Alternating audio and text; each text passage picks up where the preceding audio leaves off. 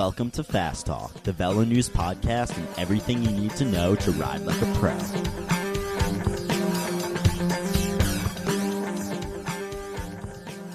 Hello and welcome to Fast Talk. I'm your host, Chris Case, managing editor of Velo News, joined by Revenge of the Nerds aficionado, Coach Trevor Connor.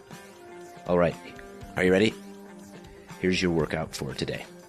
Give me 20 seconds at high or anaerobic capacity. Now 10 seconds recovery at 65%. Then 1 minute at mid VO2 max holding 100 RPM. Now rest 1 minute. All right, now give me a series of 10 1-minute efforts at 102% of FTP and increasing cadence. But be careful, do these at 99% of FTP and you're working the wrong system. Oh my God, you've screwed up the entire workout.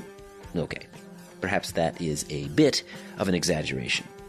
However, the complexity of that routine was probably starting to sound familiar. Complex training prescriptions are becoming increasingly popular. In this episode of Fast Talk, we ask the question, does it really need to be that complex? Today is another summary episode. It's just Coach Connor and I, with no guest to keep us in line. We do bring in 7 side interviews from people much smarter than us. With their help, we're going to try to make 3 key points. Number 1, human physiology is very complex. Number 2, properly executing intervals is very difficult. Number 3, the prescription should be simple. Along the way, Trevor will drop his biggest nerd bomb yet, trying to explain how complex the physiology is. We'll use the analogy of riding side by side to explain why prescriptions should be simple. And we'll talk about all the subtle ways that top athletes learn to better execute their workouts. Numbers are important, but there's a lot more to it than that. And if you like a challenge and want a really tough workout, here's one for you. Take a shot of your favorite scotch every time Trevor gushes over PGC 1 Alpha. Make it to the end of the podcast doing that, and you're a better athlete than either of us. As I mentioned, there was no guest with us in our studio for this recording, but since this is a summary episode, we pulled a lot of segments from past shows. Our guests this week include legendary mountain bike world champion and a guy who never gets old, Ned Overend. Ned almost sounded scared when he talked with us about the possibility of training with power or heart rate. Yet, despite having almost no metrics in his training life and no structured routine, he's developed a remarkably sophisticated system of training. Next, we'll hear from Husheng Amiri, head coach at the Pacific Cycling Center and past Canadian national team coach. Husheng shared with Trevor his thoughts on complex interval routines. Next, it wouldn't be an episode on interval work without hearing from Dr. Steven Seiler, top physiologist and researcher in Europe, one of our favorite guests. He's been credited with formalizing the polarized training model. We pulled in a few clips from Dr. Seiler, who shared his thoughts on interval prescription and execution. What about athletes who have grown up with power meters and pre-programmed workouts on their head units? We included an interview here that we haven't used before with 2018 Tour of Utah winner Sepp Kuss. While he relies heavily on power, it's not as simple as setting a target number before he gets on the bike and sticking to it. Next, we grab a clip from Dr. Andy Coggan and Hunter Allen, authors of Training and Racing with a Power Meter, which was updated just this year. The two of them invented probably the most common training zone model in the world. They don't even use the word training zones, but that's another story. They talked with us about the value of zone models, or as they like to call them, levels. Trevor pulled out an old interview with Trek Segafredo rider Tom Skunch. Like Sepp, Tom talks about some of the many decisions that go into effectively executing his interval work. And finally, we hear from 2017 U.S. national champ Larry Warboss, who now rides for AG2R Le Mondial. Larry talked with us about the importance of seeing your training sessions in a broader context. Otherwise, you can execute perfectly and still get off track. With that, take that first shot of scotch because PG1C Alpha. Let's make you fast.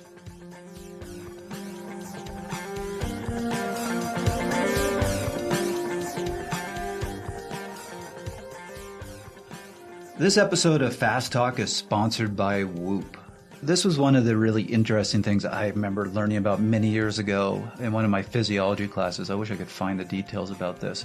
But one of the things that made German cyclists back in the 80s absolutely dominant was apparently they had the athletes living with a team of doctors and physiologists. And quite literally, they would get up in the morning and go down and get a whole evaluation, and then they would be told, here's what you are able to do today. So it's just an assessment of how recovered they are, how beat up they are. So they didn't just have a standard training plan that they had to follow no matter what. It was really customized to where they're at every day. And that gave them an edge. And what's really neat now is essentially with a product like Whoop, you kind of have that on your wrist. You're going to get up in the morning. It's going to give you an idea of how recovered you are, how good your sleep was. That's going to allow you to adjust your training. Yeah, it's pretty fascinating to think about all of the technology that has been reduced and slapped onto your wrist and gives you that feedback immediately, daily, and customized to you as an athlete, as an individual. This is why I was born 20 years too early. When I was in my 20s, I love music. I'd have to carry around these giant things of CDs everywhere that I went that would fill half my car. Now I can fit it all on my phone. Same thing. Back then, you would have had to have a bunch of physiologists in the back of your car. Now you can just carry it on your wrist. Exactly. We've come a long way, Trevor. We have, and I am so old. Whoop is the performance tool that is changing the way people optimize their training and recovery. Whoop provides a wrist-worn heart rate monitor that features detailed app-based analytics and insights on recovery, strain, and sleep. Whoop tracks sleep quality and heart rate variability 100 times per second, 24 hours per day to help you know when your body is recovered or when it needs rest. You could also use the strap to track workouts and get strain scores to let you know how strenuous the training was on your body. Whoop helps you optimize your sleep based on how fatiguing your day was and tracks sleep performance with insights into sleep quality, stages of sleep, and consistency. To make things better, Whoop just released the new Whoop Strap 3.0, which includes a suite of new hardware and app features. The Whoop Strap 3.0 now has 5-day battery life, an improved strap, and live heart rate monitoring. A handful of new in-app features, including the new Strain Coach, improve the way you track and plan your training and recovery. Whoop has provided an offer for Fast Talk listeners to get 15% off their purchase with the code FASTTALK. That's FASTTALK, so 2 T's, no space. Just go to whoop.com, that's WHOOP.com, and use the code FASTTALK at checkout to save 15% off and optimize the way you train.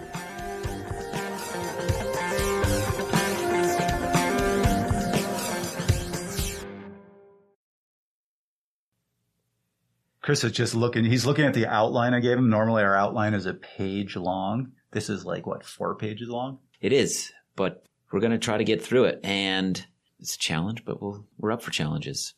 Well, I hope you, our listeners, are ready for this one, because this is, you're going to get some true Trevor nerd bombs on this one. Yeah, I'm going to try to limit those, but there'll be some. So today's episode is just Trevor and I. You've just got Coach Connor and Chris Case sitting around a table. It's like a fireside chat, you and me. It's another summary episode, but we've been talking about this one for a while and comes back to the types of questions we get, the specificity that people seem to want from us. And this episode's really going to hopefully help our listeners understand that the physiology of the human body is extremely complex, but the execution, the prescription of what you should do in your training doesn't have to be extremely complex. So we're going to try to cover a lot of things in this episode, but ultimately you're going to hear our biased opinion on what really works.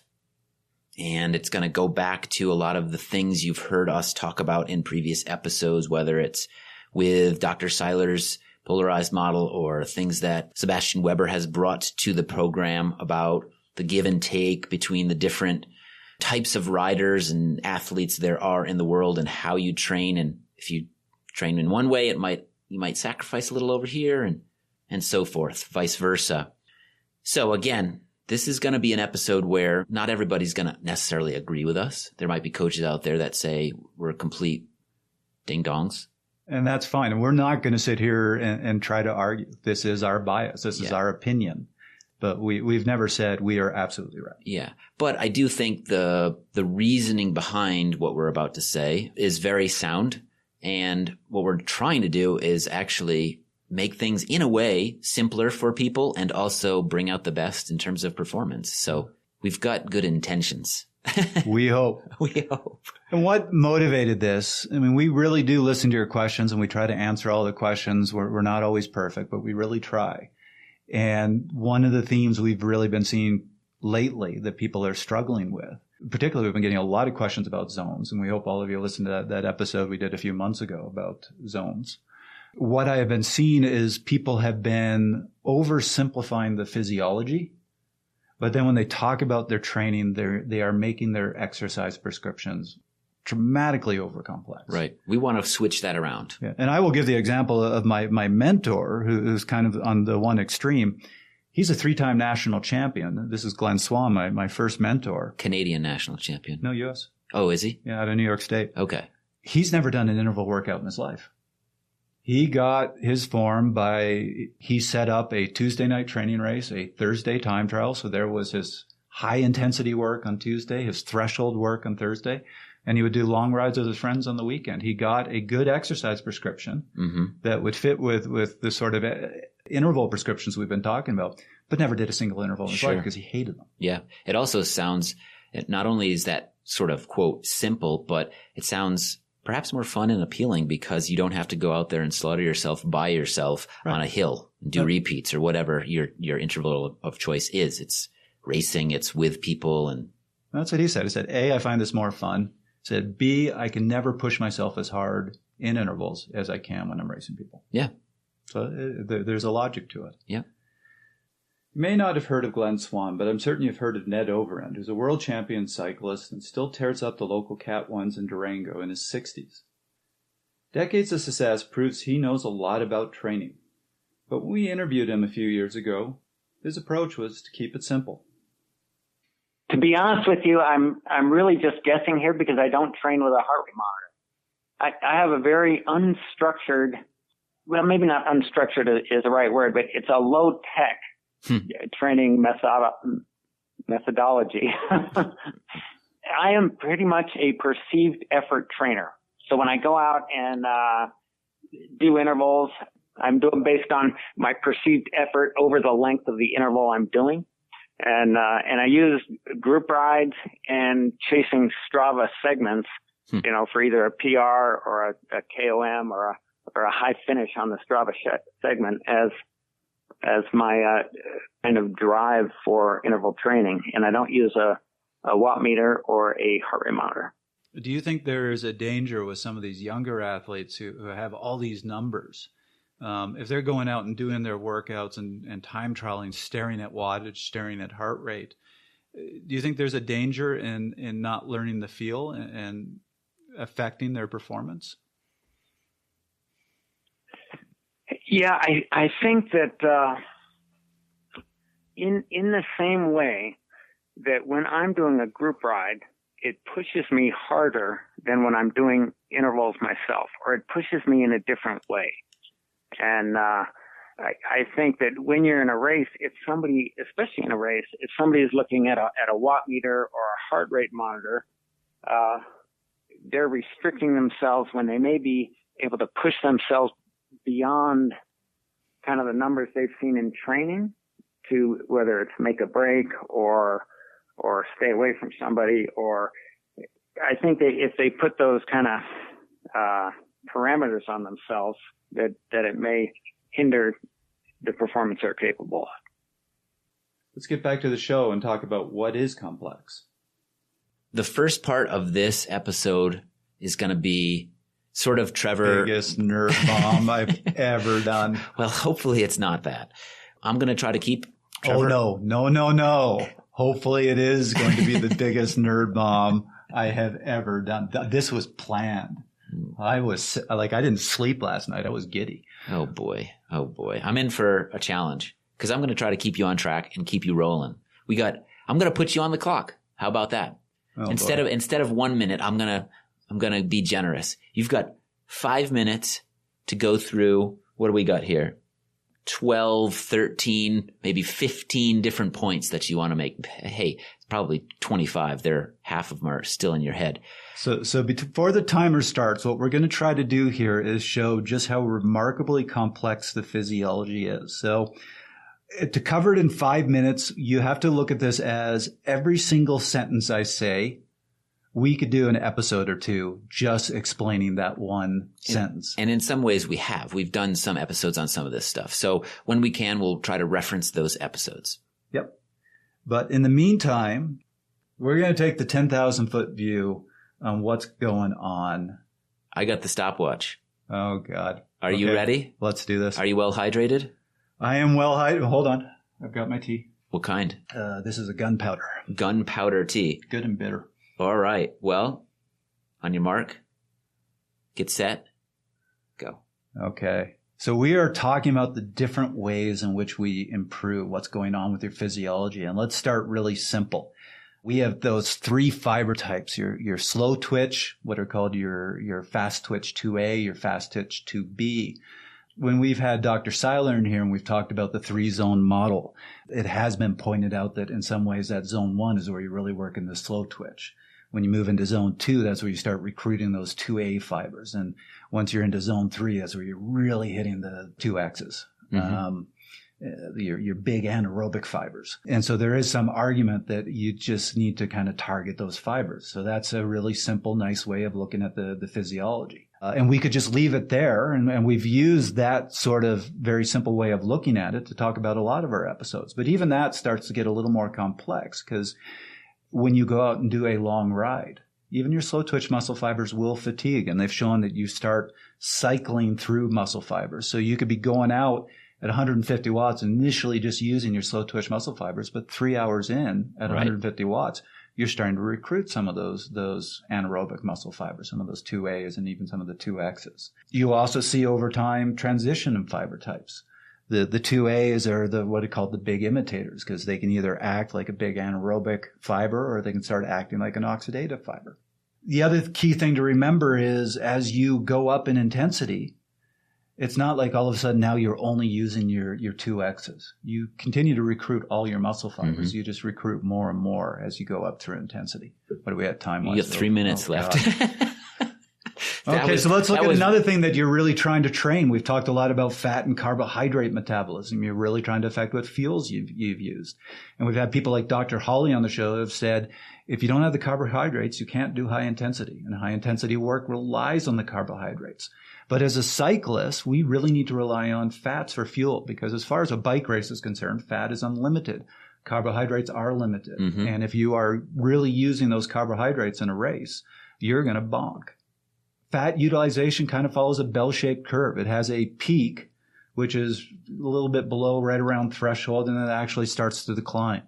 I have heard physiologists that say that once you're above threshold, you're not burning fat at all. I've heard others that say, no, you continue to burn fat. You're always burning fat. It's just now your ratio is completely different.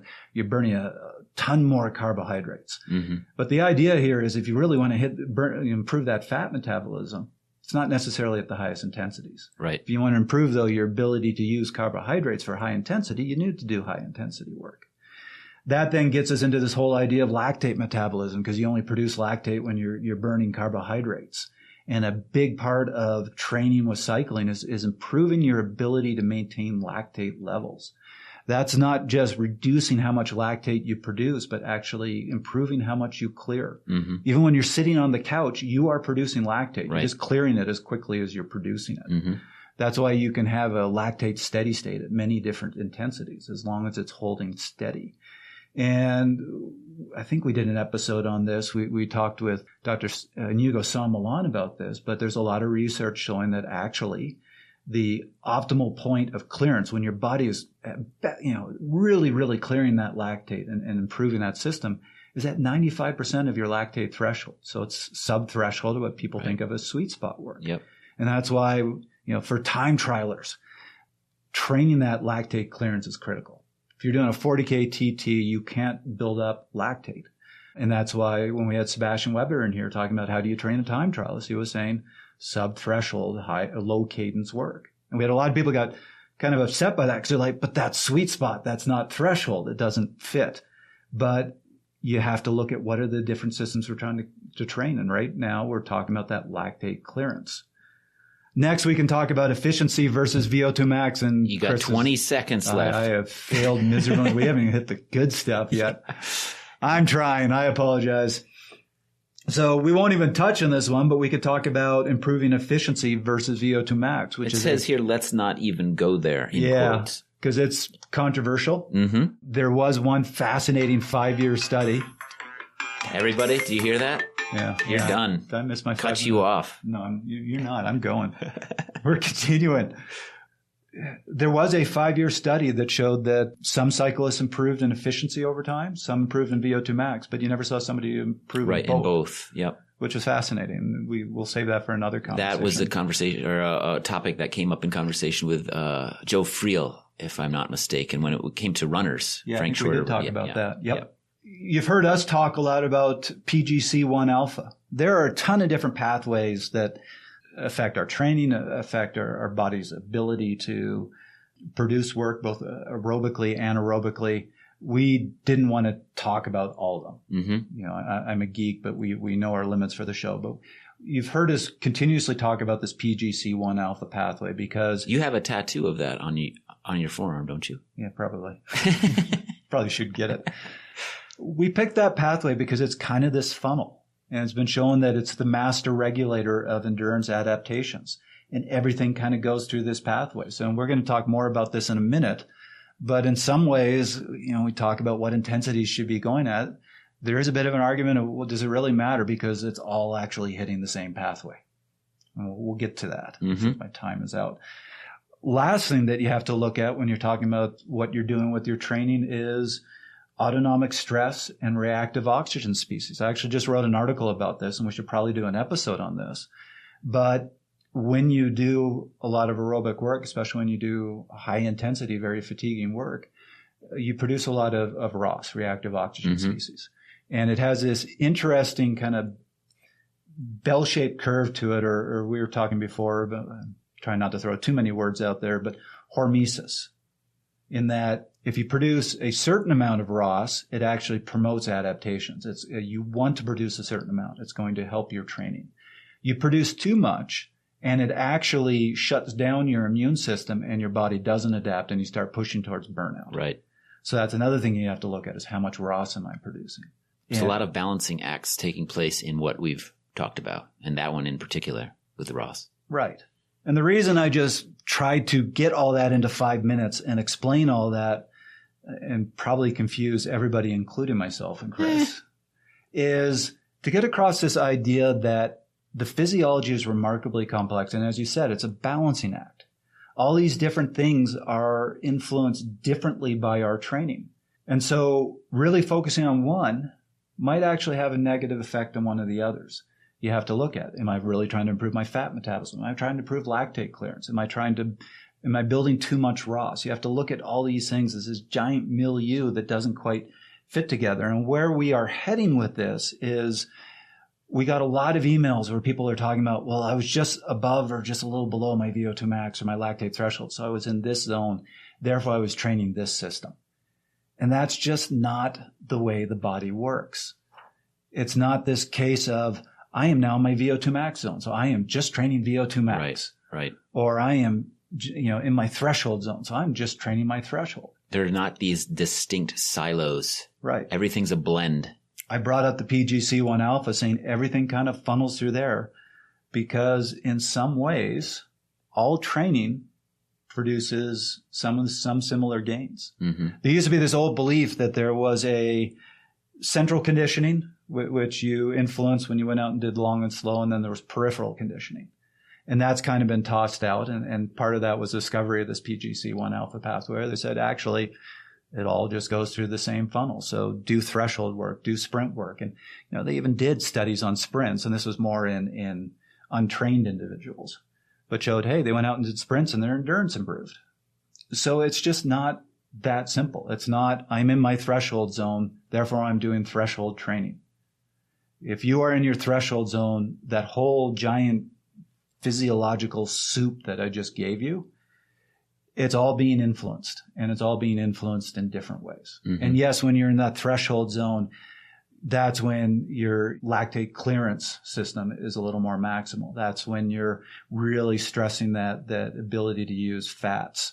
That's when you're pushing some of those fast twitch muscle fibers to work more aerobically. So it is optimal for improving your threshold, but it's not a simple process that's going on. Yep.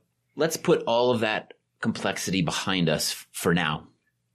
And because of that complexity of the human body and the physiology, doesn't it mean that your prescription of what you're doing should actually be simple? Yeah, you would think when I'm explaining all that complexity, you would just kind of throw your hands up in the air and go, this is so ridiculously complex. I have no idea how to train. And what we want to get at with the rest of this podcast is, now that you understand the physiology is remarkably complex, don't simplify it. Don't simplify it down to zones, and this zone is just training this system. What's very counterintuitive is, and again, this is where we're getting into our bias. I'm going to try to explain how this complexity actually leads to, I think, the best training is a very simple exercise prescription. And if you remember, we had Dr. Seiler on the show who basically said the same thing. Yeah. And in your opinion, there's a keystone here. There's this PGC1 alpha pathway. Right. And because you can come at it from all these different directions and affect it in different ways, that is central to what you're about to get into. So let's take that whole physiological milieu that we just talked about, throw most of it out. We'll cover in more detail this whole reactive oxygen species and the training at 95% for better lactate clearance. Hopefully we'll touch on that in future shows. Sure. Let's just kind of zero in on this PGC1 alpha. So I called it the funnel. Basically, it is the master regulator of all endurance work. And I'm going to tell you, I'm not going to go too much into the details of it, but there are two great reviews out there that really explain this by two titans in exercise physiology. One was written by Dr. Larson. That was in the Scandinavian Journal of Medicine and Science and Sports, written in 2010. And it's a great review where he talks about the importance of this PGC1 alpha pathway and then how to influence it. And we'll actually go a little more into detail about what he says in his study. The other one was written by Drs. Kofi and Dr. John Hawley, who've had on the show in the past. And it's, again, a review that was written in 2007. And he really details the importance of this PGC1 alpha pathway and puts it up against the pathway that's really important for strength athletes who are looking for hypertrophy. That's a different pathway, and he does show that the pathway, the PGC1 alpha pathway for endurance training, actually mutes the other one, which is why if you go out and do a lot of endurance work, you're never going to look like Arnold Schwarzenegger. I can attest to that. Going back to this pathway, so I've said it's kind of the master regulator. Everything funnels through it. There is a little bit of truth to saying, who cares what you do? Go do sprint work. Go do Tabatas. Go do long, slow. It's all going to promote PGC1, this pathway. So who cares? Do whatever you want to do. At least that's what it sounds like we're saying. Sure. It's not quite that simple. Physiology is never quite that simple, but I'm still going to use this pathway to explain why the training is actually simple. In the review by Larson, he shows that there's actually 4 pathways that stimulate PGC1 alpha. So the first one is mechanical stretch or muscle tension, which when you're riding the bike, that's what you're doing. Yep. Second one is an increase in ROS. So that's why I was saying before that you're looking for that hormesis, that optimal release of ROS, because if you get enough, it's going to promote PGC1 alpha. You do too much, it shuts the system down. Yep. Think Goldilocks. Right. Not too much, not too little. Yep. Not too hot, not too cold. I don't know. Is that Goldilocks, right? That was Goldilocks. Okay. And good. the bed. So recovery, you're looking for that bed, not too hard, not too soft. Yeah, exactly. Okay. So the other 2 pathways are the ones that I really want to hit on for a second. One is an increase in muscle calcium concentrations. Ooh. So when you use your muscles, basically, if you remember your high school physiology, calcium's released into the cytosol. That's what causes the muscles to contract, and then it's sucked back up. And that keeps happening every single time your muscle contracts. That does break down over time. And you're sensitive to this. And that then promotes this PGC1 alpha. The other pathway is the AMPK pathway. And that pathway is promoted by when you see a drop in the muscle store of ATP and an increase in the muscle store of ADP. Mm-hmm. That first one, that calcium concentration pathway, really just takes lots of time at the bike, doesn't take intensity. There's your long, slow distance. Yep. That other pathway, the AMPK, you need to hit the muscles hard. You need to do big anaerobic depleting work. So this is talking about clearing out that watt prime that we've talked about in previous episodes. You can do that through sprints. You can do that through Tabatas. You just have to find the right execution so that you just beat up those muscles and there's no anaerobic stores left in your system. Larson goes on in his review to say that these two pathways affect PGC1 alpha differently. Mm-hmm. So it seems that the effects from the calcium pathway are much slower, but don't seem to have as much of a limit, where the effects from the AMPK are very rapid, but do seem to plateau quite quickly, which is consistent with what we were always saying, that high intensity work, absolutely, you improve quickly, but then you plateau. Yep. Where you need much more time with the endurance. But the other thing that he showed is that they're additive, that these different ways of influencing PGC1 alpha add to one another. So if you just only did the long, slow distance, hitting that calcium, you'll get so far. Sure. But not far enough. Yep. If you just hit the AMPK, you're going to plateau very quickly. Mm-hmm. You combine the two in just that right mix, and that's where you really start seeing the biggest gains. Yep. And once again, so again, we're talking about our bias. We're big fans of the polarized approach. What is the polarized approach? 80% low intensity, hitting that calcium concentration pathway, combined with doing some high intensity work, really hitting that AMPK pathway and getting that additive effect. Mm-hmm. So how does this lead to saying that the work is actually, the prescription is quite simple? There's a lot of different ways to really hit that AMPK pathway. Sure. And it doesn't need to be overly complex. It Yep. just needs to be executed right. Mm-hmm. It doesn't need to be overly complex how you hit that calcium pathway. It's just lots of time at the bike, low intensity. Sure. And then you are hitting that additive effect. Yeah, I think this follows logic. If you just come off of the winter and you've taken a break and you just start riding, and you're riding long, slow rides, you gain fitness.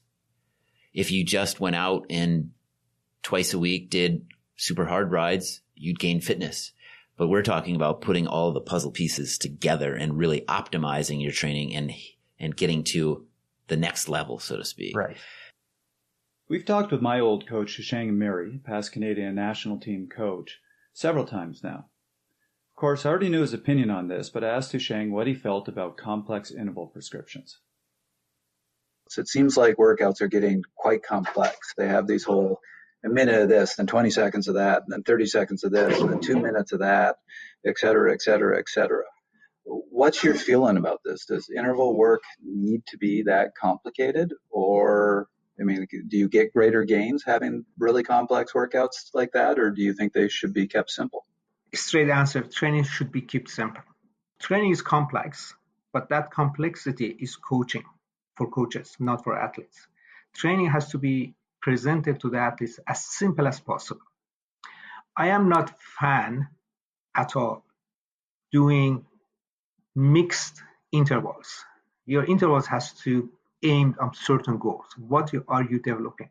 What is the goal? Is it speed? Is it anaerobic? Is it speed strength? Whatever it is, there is no need to mix this, make it complicated to 10 seconds of it, of 1 minute, of certain watts, drop it to certain watts. By end of the day, you are working on one energy system. And if somebody comes and says, I'm going to work on two energy systems on this training session, is you training wrong. That's not going to happen. Somebody asked me if strength training helps you. I said strength training helps no matter what you do, even if you do it wrong. But if you do it correctly, you gain much faster in shorter period of time. So that's my feeling about those complicated intervals that completely unnecessarily. Let's get back to the show where I tried to give an analogy explaining why prescriptions should be simple. So give us an example that really helps us understand what you're talking about here. Okay, so yeah, let's step back because I've now done my giant nerd bomb. I was actually out for a ride with an athlete who came to Boulder to get tested. Mm-hmm. He's actually one of the listeners of the show and really enjoyed having him here. And we went out. He wanted me to show him a bit of Boulder, take him out for a ride. So we were out in the bike paths riding together. And I was thinking about this at the time and thinking about what we wanted to do with this episode, and realized that my ride with him was this amazing analogy for what we're trying to communicate. Because I was getting extraordinarily frustrated. I was trying to ride side by side with him, and I could not get him to ride side by side with me. Mm-hmm. And Chris can tell you, Chris and I go out for a ride. We can ride on the bike paths. We can ride on the roads, and we're just side by side. And it seems very fluid, and we're constantly, unless a car's coming or something happens. Yeah. You pick up on cues. It's symbiotic. You move over when you need to. You don't Right. when, it's just, it feels natural. He wasn't getting that. And I admit I was not as patient as I should have been. And at some point, I just kind of went, you can ride beside me. Mm-hmm. Because we're trying to talk, and he's talking 10 feet behind me, and Yeah. then 10 feet in front of me, and then Yeah. 10 feet Yeah. behind me. It's conversation impossible. Yeah. So I tried, and he tried. He really did try to ride side by side with me, but he couldn't really do it. And what I realized is this is a great analogy, because if you think of this in terms of training, the exercise prescription here is incredibly simple. Go out, ride side by side. Yeah. But it's only when I'm riding with a very experienced riders, like some of the pros in Boulder are going out with Chris, that we're able to execute it. And when you think about it, there are so many little things. What happens when you see a kid on the path? What happens when somebody's coming the other way? What happens when you go around a corner? Yep. How do you deal with cars? How do you deal with rocks in the road? And what you realize is just to do that simple prescription of ride side by side, you are making constant, like several times a minute, little decisions, figuring out Absolutely. what I need to do now to make sure we're side by side. There's even just figuring out what's the pace that we want. I notice when you ride with somebody who's inexperienced, they're just going to sit there and half wheel you and go faster and Right. faster and faster. Yeah. And if you ask a pro, I've talked to a lot of pros who have said that's one of the most frustrating things in the world for them. And I was thinking about this ever since that experience with this athlete and realized that's one of the cues. If you're riding side by side with somebody and you want to speed it up, you go a little bit ahead of them. And they pick it up too. They either pick it up to say, okay, that's fine, or they don't and say that's their way of communicating. I don't want to go faster. Sure. And then you slow down and go back to their pace. And by doing that, you never say a word, but you find a pace that's right for both of you. Yeah. This is the thing about experience that comes into play here. You ask a pro what they're thinking about or what all the things that they're trying to process while doing this, they might not have thought about it. It's just second nature to them. It's learned through experience, and it just happens. Right. And you have no idea how much in the last 2 weeks I've been thinking about all the things that we do to ride side by side and realizing this is incredibly complex. Yeah. Yeah. It's like a lot of behaviors, a lot of things that we do. You do it enough, you don't think about it. But the prescription there is simple. Ride side by side. Mm-hmm. And it's remarkably hard to execute. Now imagine if Chris and I were going out, and let's say we had this third fictitious person who coached us and said, what I want you to do is I want you to ride side by side for 45 seconds. And then I want Chris to half wheel for 30 seconds. Then I want you to ride 10 feet apart for another minute. Then I want you to pick up the pace and ride side by side for 15. You get the idea. This would be hopeless. Mm-hmm. And you would not have a good ride. And the likelihood of executing this in any effective, beneficial way is even with great riders would be low. Right. Yep. And this is the analogy. And when I think about interval work, so when I'm talking about the complexity of the physiology, I'm thinking about in this analogy, that's all these little factors of the kid coming the other way, the bends in the road and cars and rocks on the road and all that sort of stuff. You're dealing with a remarkably complex milieu of things on this path. The prescription is the ride side by side. That's like your exercise prescription. What is remarkably complex and where you should be focusing your energy is in the execution. And I don't think you can execute well when you have too complex a prescription. Mm-hmm. My bias. There's going to be coaches out there that are cringing right now saying, no, I want my pyramids and ramp ups and 30 seconds of this and 20 seconds of that. And look, if it works for you, yeah, just my bias. Sure. But to give you an example, one of my favorite workouts that I give a lot of my athletes is just simple 5 by 5 minute intervals right at or just slightly below threshold with 1 minute recoveries. Mm-hmm. And when I get a new athlete, it usually takes about a season before I can actually get them to execute it right. And that is a remarkably simple prescription. Mm-hmm. But I'm looking for a particular heart rate response. I'm looking for them to be consistent interval to interval where their average wattage is the same. I'm looking for them to be steady. Putting all that together, and it's not, the prescription I give them is not a just ride at 310 watts. I tell them, here's what I want to see with your heart rate. Here's what I want to see with your power. Here's what the feel that I want to see. Mm-hmm. And it takes them a year with me constantly giving feedback to learn how to effectively execute a remarkably simple prescription. Mm-hmm. This makes me think of the third episode with Dr. Seiler and interval work, where he talks about some of those complexities and some of the difficulty of execution, because you're not a robot. So you need to go out and you have to understand the pacing that's going to bring you to the specified heart rate at the end of the interval. And the first one's going to be a little bit lower. And then the subsequent ones, you need to ramp it up, and then you'll sit and plateau at 91 to 93% of max heart rate or whatever that figure is. And of course, you could have gone out too hard. And if you're seeing that you're not able to sustain a particular level in a particular, in one of the repetitions, then maybe you need to stop or back off. So there's a lot of nuance in there. And again, it comes back to that experience thing. Yeah. There's a feeling component here. There's a understanding of the numbers that may have been presented to you by your coach that you have to understand. So yeah, that gets into some of the complexity, and that episode again with Dr. Seiler, a great one to listen to understand a little bit more about the execution and the difficulty of executing what we're talking about. We did a whole episode number 75 with Dr. Steven Seiler, talking about intervals and why the prescription should be simple. So it's hard to pick a clip. Instead, here's a couple of his key messages. So if you tell somebody to go and do intervals at 88% of max heart rate, it's going to be different things for different people. What I'm kind of getting at here is trying to just find a simple number and say, do your interval work at this number, and that's going to have this particular training adaptation, is actually a much harder thing to do than you'd think.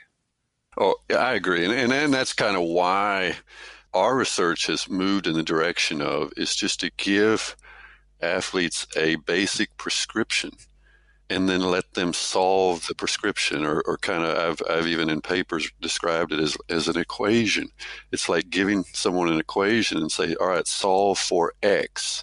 And X in this case just becomes your average power for that interval session. You solve the equation. I say, I want you to do 4 times 8 minutes with 2-minute recovery. I want you to have the highest average power for the workout that you're able to maintain, a kind of a training max. So that's I've given them an equation, and now they solve it. So that has kind of become our way of doing this in the laboratory.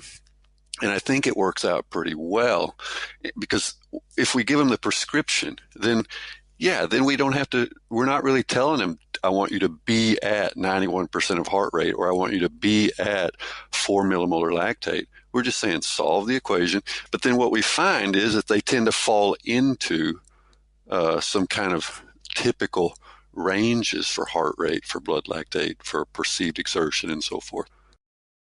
This might take us a little off track, but is there anything to replace experience to help athletes understand the feeling that you have when you're on the edge? Should go, like you were saying, flex a little above or flex or bring it back down. Is there anything that replaces experience? No, I think at least some experience. What I hope we can do with these messages is that we can help people to get be on the right track with just the prescription itself and some basics. But then within that prescription, I think they need to do it that first time and maybe the second time and start to get a feeling for what's 4 times 8 feel like, and where do I need to start? What's the initial power and initial feeling, and then guide, go from there.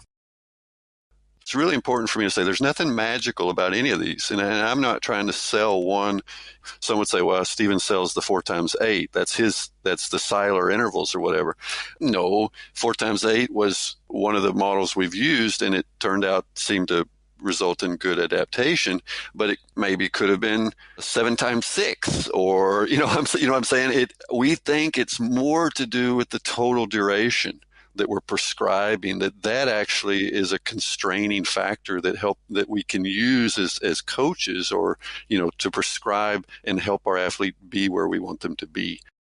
And then I need to back up now, because we get so focused on the individual interval session that we forget the forest here. We get so focused on the tree that we forget the forest. And the forest is this. Let's say you train 5 times a week on average, week in, week out. So that's about 250 sessions per year, if my math is right, plus minus. And let's say you do an 80-20 model where you say, yep, 20% of my sessions are going to be seriously hard. All right, then that's around 50 HIIT sessions each year.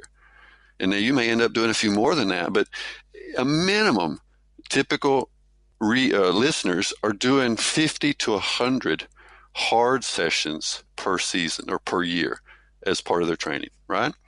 So what we have to think about is, when we're prescribing this, we're trying to prescribe an interval training prescription base that gives us the signals that we need over time, over these 100 sessions that they may be, without stressing more than necessary. So I always get back to this issue is I want to create a signal. I've got to live with some stress. Yes, we're going to stress the system big time, but we don't need to stress the system more than necessary. Then it becomes unsustainable. This is about the big philosophy. This is the big picture. And sometimes we forget this because we get so focused on the individual details of the workout that maybe are not as important as we think. And we forget the big issue, which is, hey, I need to make sure that these 100 hard workouts I do in a year have some, there's a plan here, and that there's a sustainability built into them so that I'm progressing. Let's get back to the show.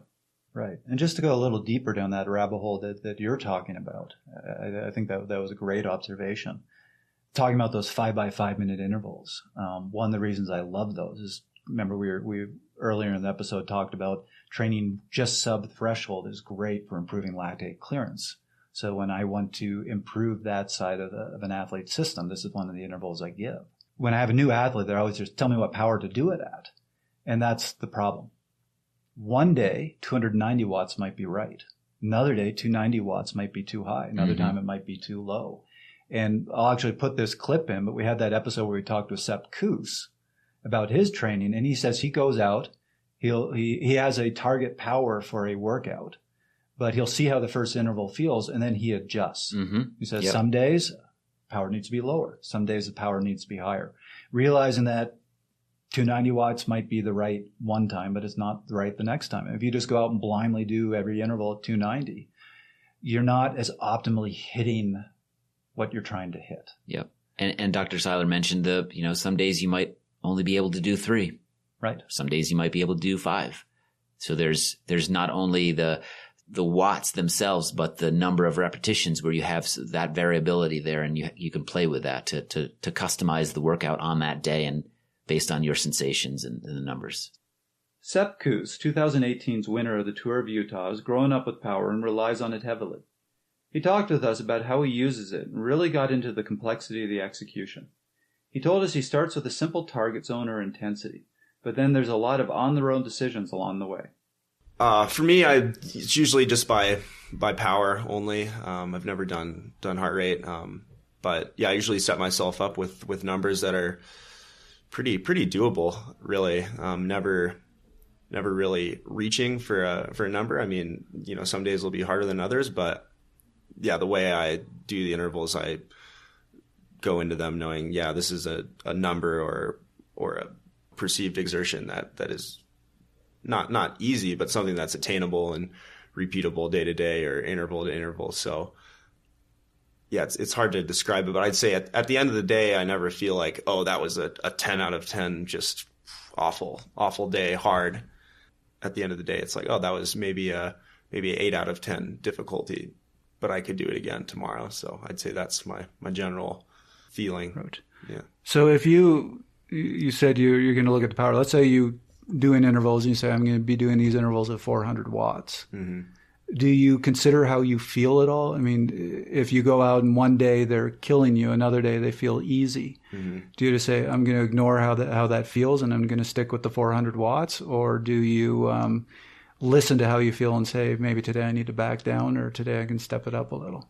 Yeah, I think usually if it takes me about, two intervals to truly feel how I'll feel that day or that session or whatever. So yeah, definitely if I feel like crap, I think, okay, well, what did I do?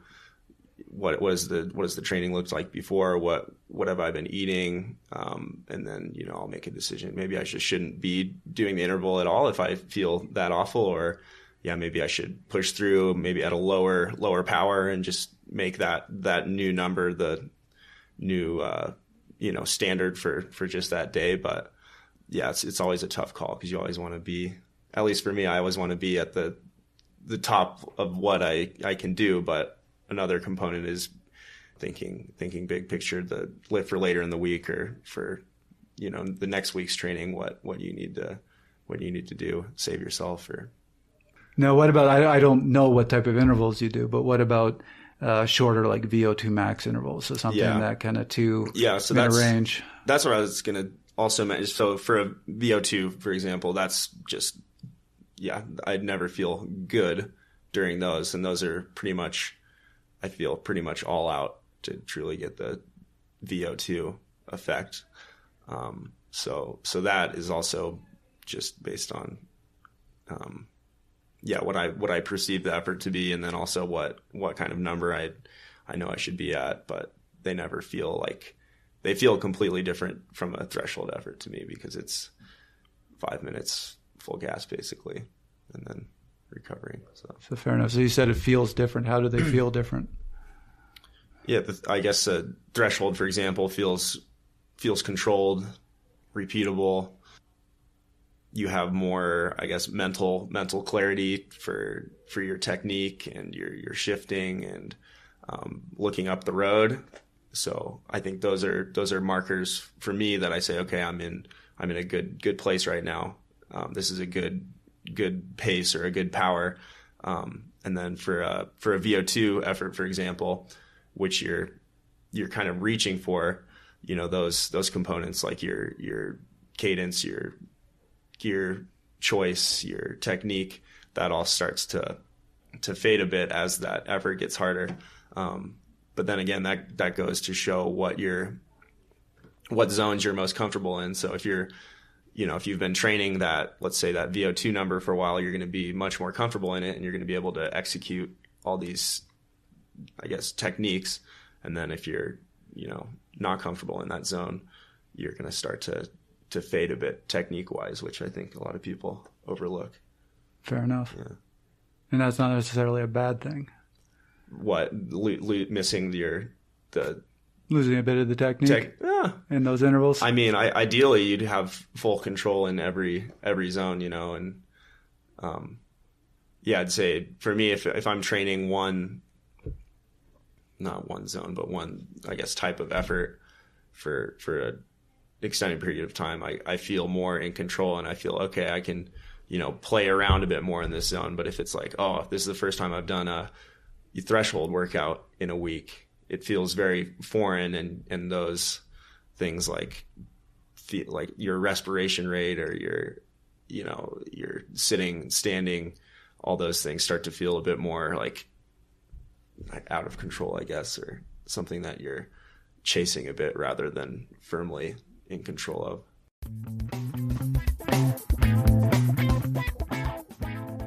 Whoop is the performance tool that is changing the way people optimize their training and recovery. Whoop provides a wrist-worn heart rate monitor that features detailed app-based analytics and insights on recovery, strain, and sleep. Whoop tracks sleep quality and heart rate variability 100 times per second, 24 hours per day to help you know when your body is recovered or when it needs rest. You can also use the strap to track workouts and get strain scores that let you know how strenuous the training was on your body.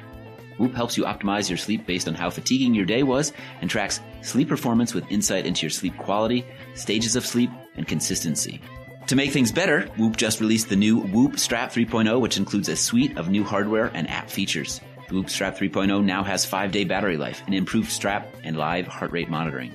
A handful of new in-app features, including the new Strain Coach, improve the way you track and plan your training and recovery. Whoop has provided an offer for Fast Talk listeners to get 15% off their purchase with the code FASTTALK. That's FASTTALK. Just go to whoop.com, that's WHOOP.com, and use the code FASTTALK at checkout to save 15% off and optimize the way you train.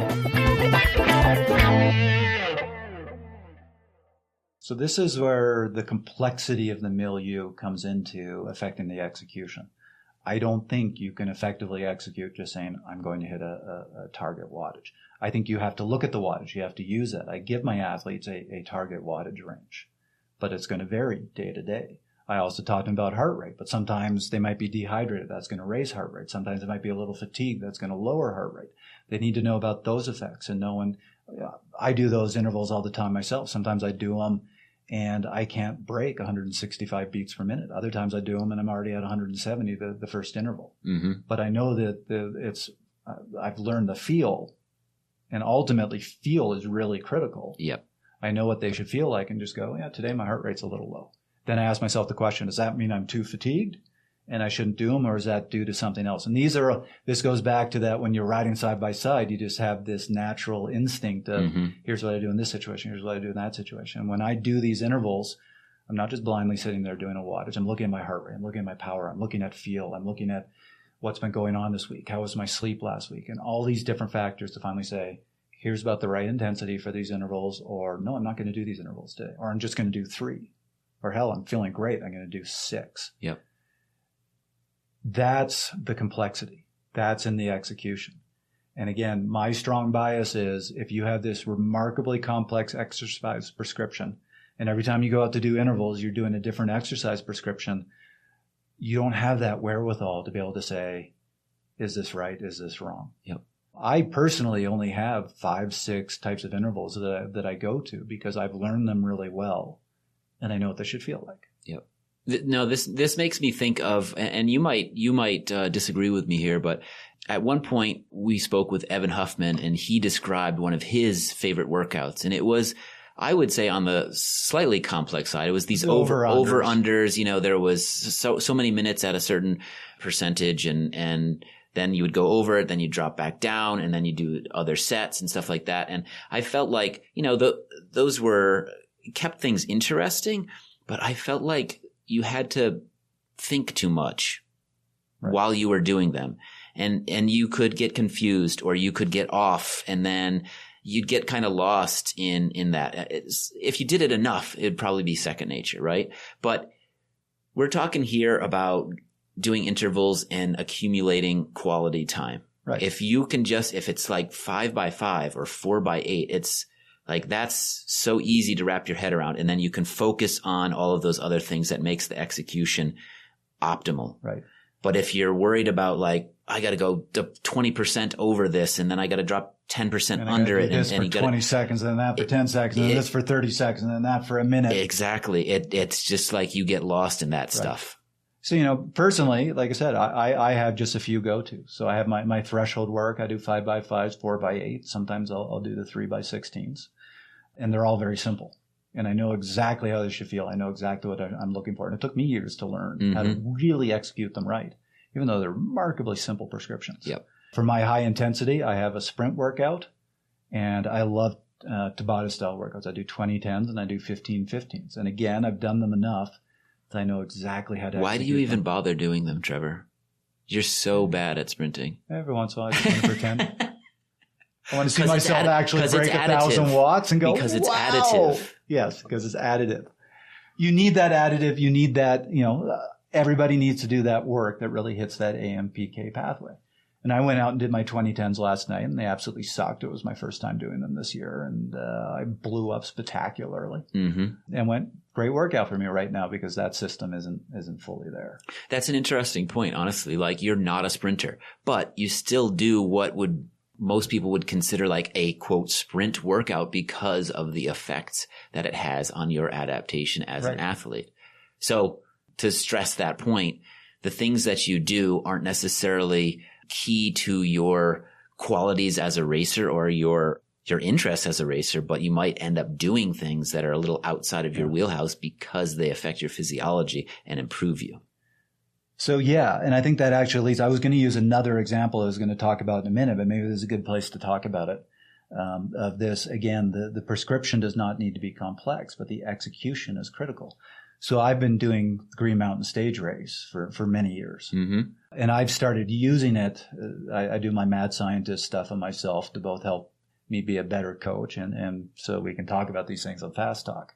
So I have experimented with my build to Green Mountain. I had 1 year where I did nothing but sprint intervals leading up to it. Wow. I had another, well, it wasn't like I was doing it every day, but my high intensity work was just sprint workouts twice a week. I had other times where I just did threshold hill repeats, almost nothing above that.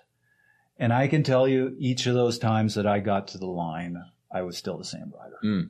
I was still that diesel that can go good, hard, steady pace. But when you get to the sprint, I'm not there. When I did the sprint workout, I maybe had a slightly better jump, but it did not transform me as a rider. I was still basically the same guy. And when I look back on it, how well I did in the race had nothing to do with what was my mix of complex intervals. Really, almost anything was going to kind of get me there. As long as I was doing some big volume and some sort of high intensity, it was going to get me to somewhat where I need to be for the race. What affected my performance was looking back and saying, how well did I execute it? Sure. Was I undertraining? Was I overtraining? When I was doing the high intensity stuff, was it really hurting myself, or was I kind of giving it the 95% effort and then going home? Right. Those are the things I could point at.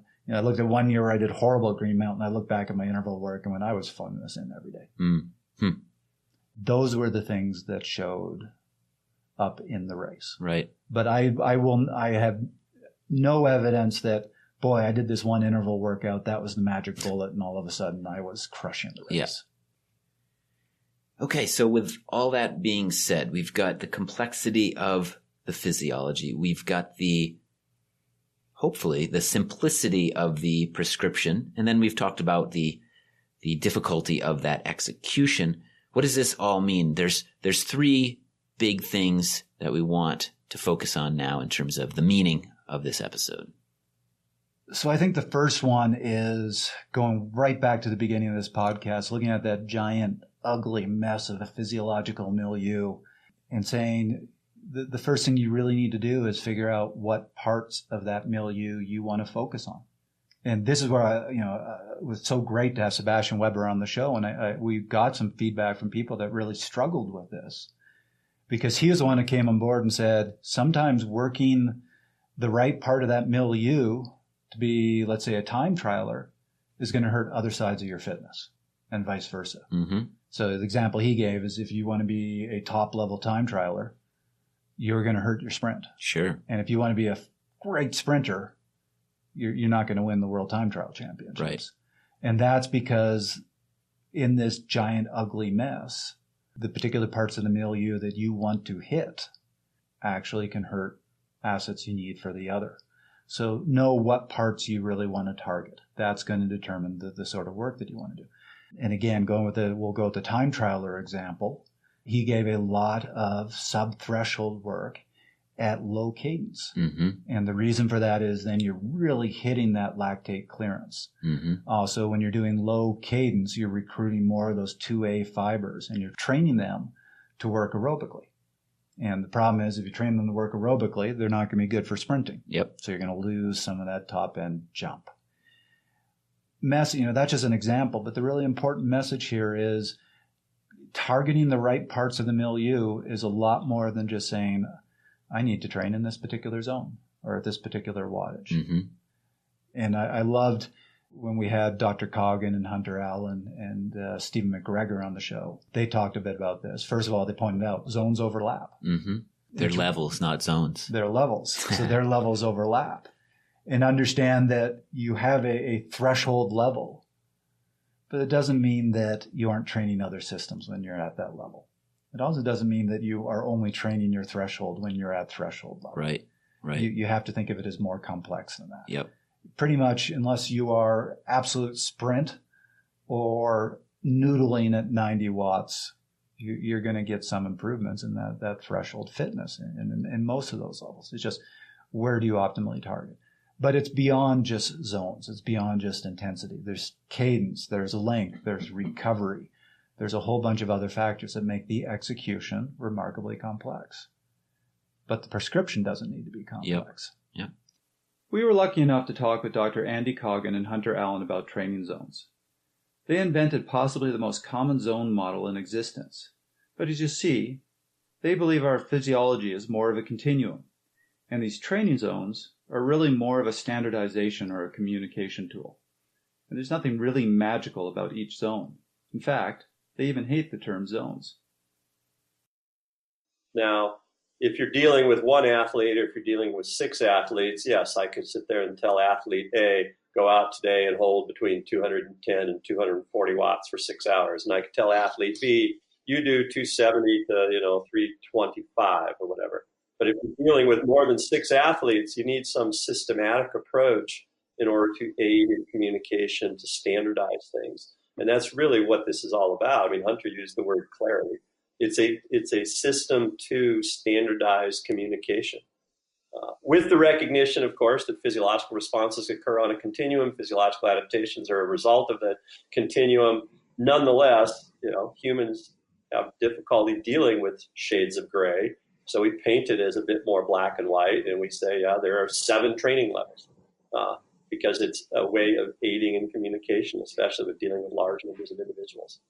But anyone who thinks that there's magic in training at a particular intensity, just doesn't understand. Well, first, they don't understand how the body responds to exercise, but they also don't understand what, Hunter and I, and then what Steve joined in, have been trying to educate people are about for the past 2 decades. Again, I come back to, they're called levels and not zones for a reason. They've always been called levels. And I've railed against this. If you're not as been around as long as I have, you may not remember the era in which people were discouraged from going too hard in the off season because they will, blow up their capillaries. And you go out and ride. Snicker. I hear you, Steve. And you go out and ride with your friends. They'd be adamant. It's like, no, I have to, get off my bike and walk up this hill because I'll blow up my capillaries.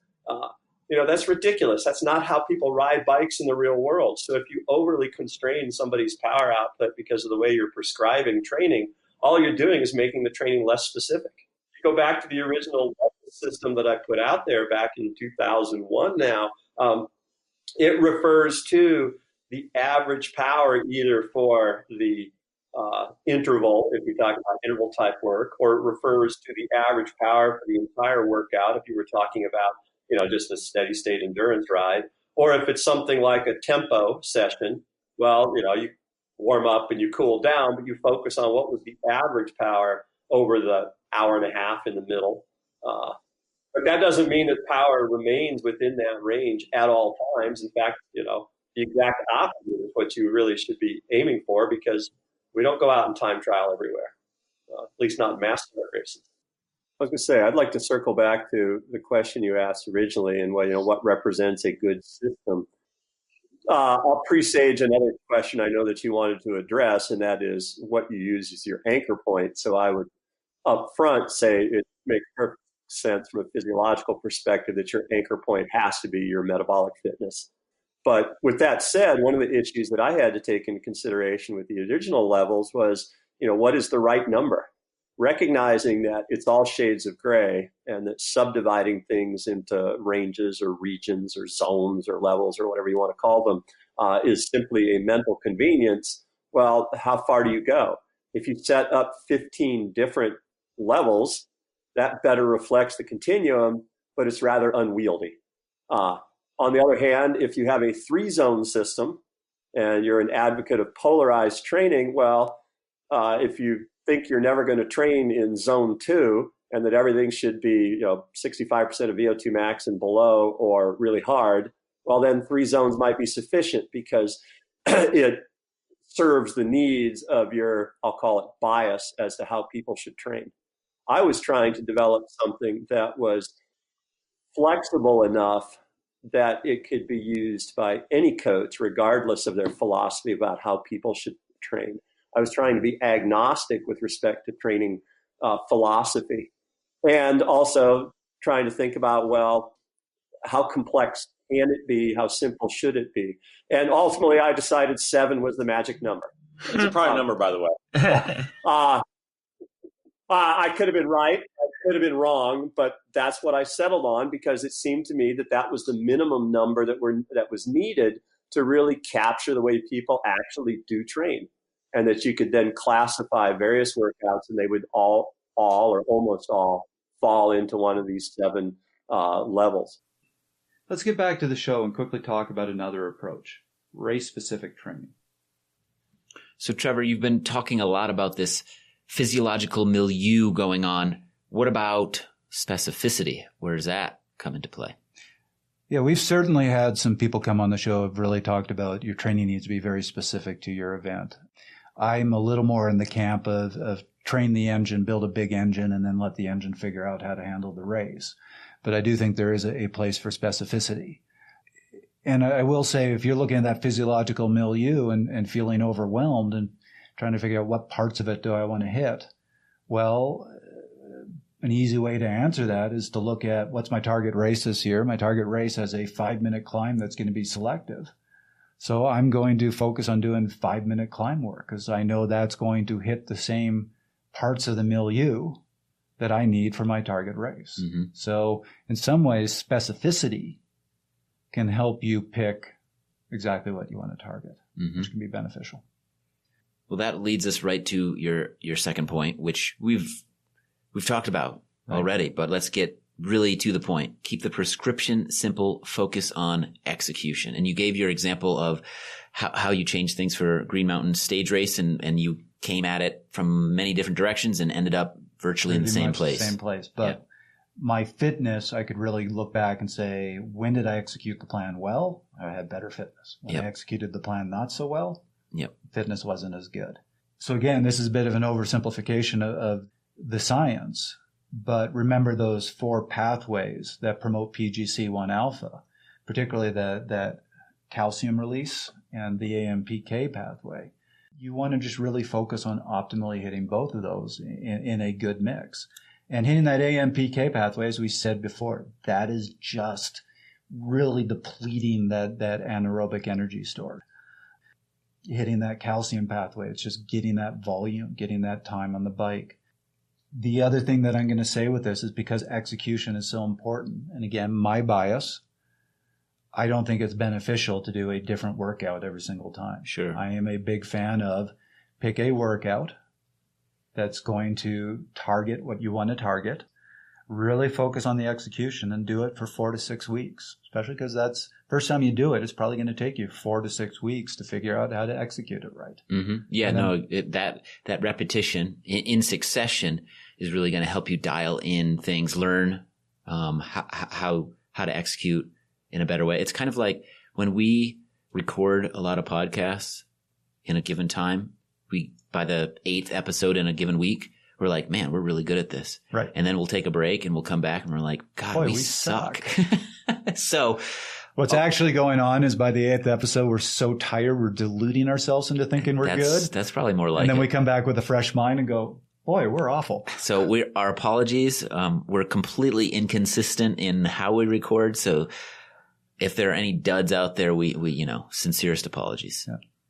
But going back, we've interviewed a lot of pros, and many of those pros actually have very simple workouts. But when they talk about the complexity of their workout, they're talking about the execution. They're talking about those second-by-second decisions that actually somewhat come naturally because they are so experienced. But they get that an overly complex prescription doesn't allow them to get that feel, doesn't allow them to make those decisions. And they also, most of them that we've talked to, use a mix of heart rate, power, and RPE.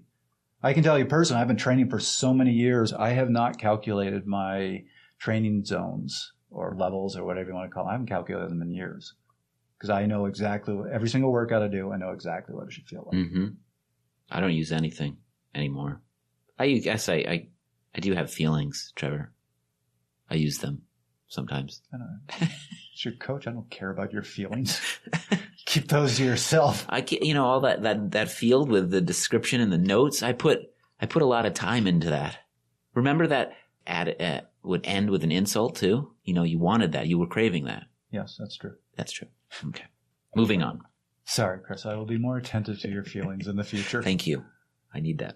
Okay. So now that we did our little psychotherapy session, let's get back to the topic on hand. Other things to factor into that execution and making sure the execution is really good is making sure, are you ready for the intervals? That goes back to what we were talking about the producing the right amount of ROS, but not too much. How do you know?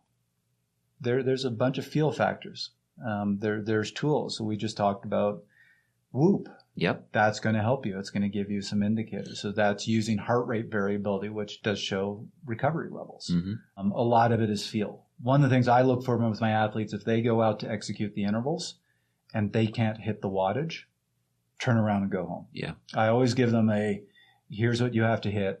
And you could be 2 intervals in. If you aren't able to hit this anymore, you're done. Yeah. And again, that's another argument for keeping the prescription simple, because if you're all over the map, you don't know if you're hitting the wattage or not. If I go out and do 5x5 minute intervals, even though I don't give myself zones, I watch where my wattage is every time I do it. And if I did it 1 week at 330, and then a couple of days, or if I'm consistently doing it at 330, and then a couple of days later, I get on the bike, I try to do it, the legs feel bad, I can barely break 300. I go, I'm not ready. Mm-hmm. I'm not recovered. And I pull the plug. I will also mention a previous episode that we did. We like to pitch those episodes so you can refer back to them. We did an episode entirely on recovery, and some of the cool things that we heard from specialists there was that some of these questionnaires that you do on a daily basis or regularly and frequently also give you a great sense of how recovered you are, what condition you are, and they have to do with your mood, a lot of them. So that was interesting to learn that. Yeah, so there's a scale called the PALMS, which some athletes will do almost every day. And it actually is pretty good at showing where you're at, and whether you need recovery or whether you're ready to be training. Yep. And sometimes when my athletes, when I'm worried they're pushing burnout, I tell them to take the PALMS. Yeah. One thing we hope you don't think we're saying is that power is useless. Not at all. It's a very powerful tool. But what we are saying is there's a lot more to it than just doggedly sitting in training zones. Here's a great past interview with Tom Skoinch with Trek Segafredo, who explains some of the ways he uses power and shows some of these subtle differences. So that also depends on the type of interval, just because the sustained efforts, the long ones that you keep on going forever, it's very important to keep an eye on that number and not go over. Just because as soon as you go over, your body turns to a different kind of intensity and builds lactic acid, and you won't be able to sustain it. Whereas if you have shorter intervals, which are like 2 minutes, 5 minutes, then it's not necessarily about the actual power number, but it is in that regard. As soon as you go too far down, it's not worth doing it. But sometimes it's the higher you go, the better. But at the same time, not for me. I'm almost never going flat out in training, just because I like to keep my race legs for the races, and just doing those intervals at a specific power number like saves your legs a little bit and doesn't let you go too far into the red. Like if you even if you're trying to do like 5 minute intervals and you do the first one too hard, the last one is not going to be anywhere near as good, and you're just going to be, well, it's not going to be worth doing the 5th one or 6th one or whatever. Let's quickly go back to our interview with Ned Overend. We talked with him about how he executes his training. Notice that while he doesn't use numbers or complex intervals, he literally just uses climbs at different lengths. He really struggles in this interview to explain some of the complexity behind the execution. What I'll do is I'll have a loop planned. Generally, maybe I'll ride out the valley to get into some climbs, and then there'll be a series of rolling up and down climbs, which I will plan to go hard on. And I know the segments right on Strava, so I'll pace myself for those certain segments to try and get a fast time on them. When I go out and do that, it's not set in stone because, and it's really just kind of a feeling I have in my legs. I'll warm up, I'll start doing the segments, and if I can feel in my legs, like whether they're loading up with lactic acid, and okay, that's probably the wrong term. Already I've recently read that's probably not the right description of it.